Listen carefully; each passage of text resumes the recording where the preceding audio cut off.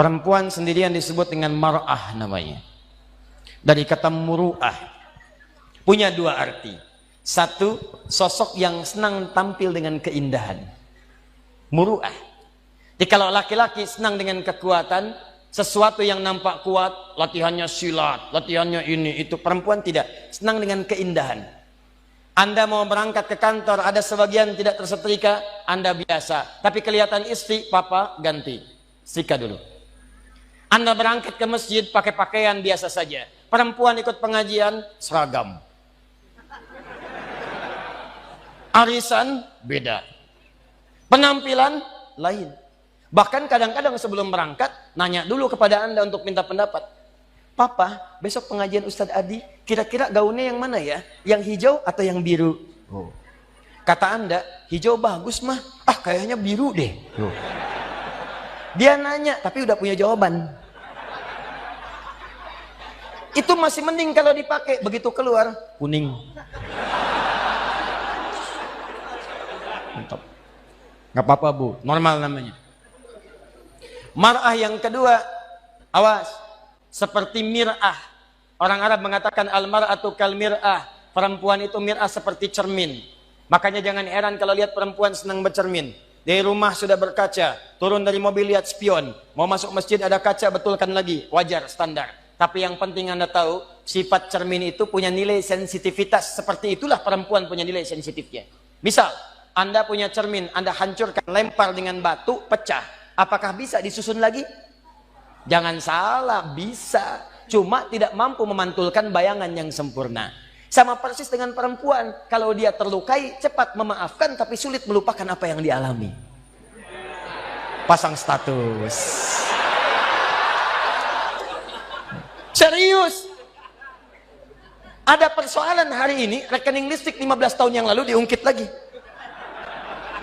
Bapak ini bagaimana sih? Yang itu aja nggak bisa. Tahu nggak Pak? Waktu 15 tahun lalu, listrik mati. Bapak juga begini juga, 15 tahun lalu.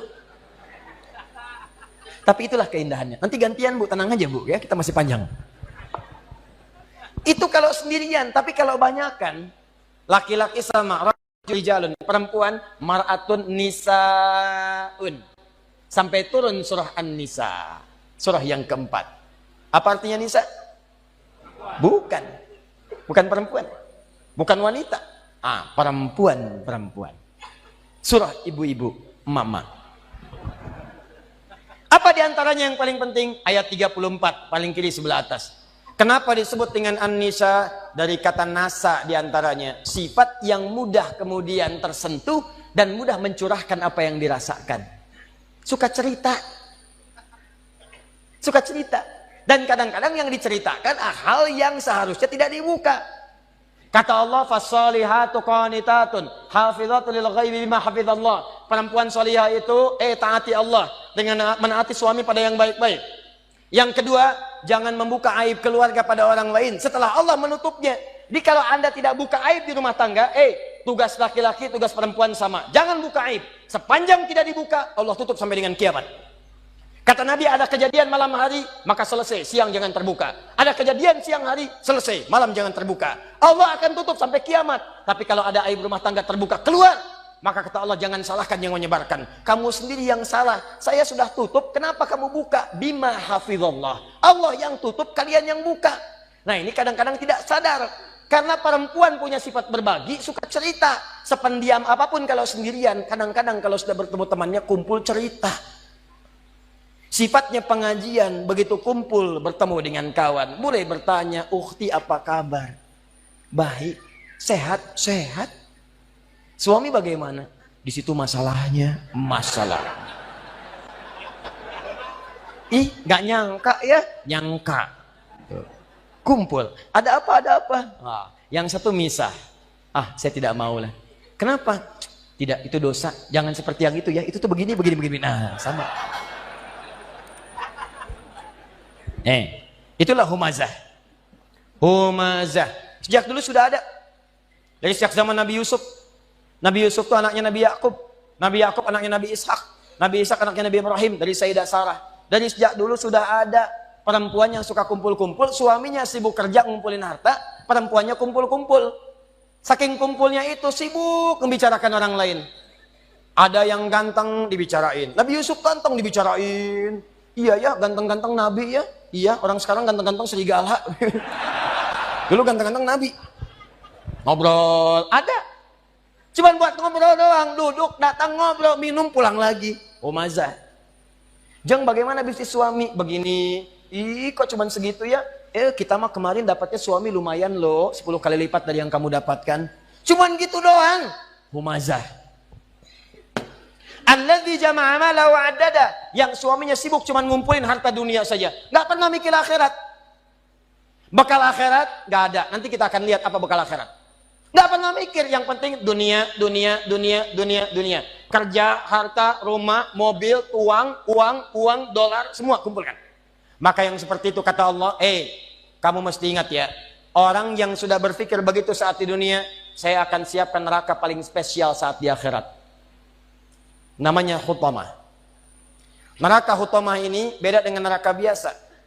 Cara disiksanya, maaf sekali, diikat. Padahal neraka yang paling ringan, tapi seringan-ringannya neraka juga. Ya, seringan-ringannya neraka. Jangan coba-coba nih. Ya. Itu ada di Quran surah keempat ayat 56, paling kanan sebelah atas. Itu yang paling ringan di neraka. Innal ladzina kafaru bi ayatina sawfa nuslihim nara. Orang-orang yang ingkar kepada ayat-ayat kami, nanti kami masukkan ke neraka. Paling ringan kami tarik ubun-ubunnya. Nusli kami celupkan ke dalam api neraka. Dicelup, kayak bikin teh celup. Teh celup itu kan naikkan, turunkan, naik, turun, naik.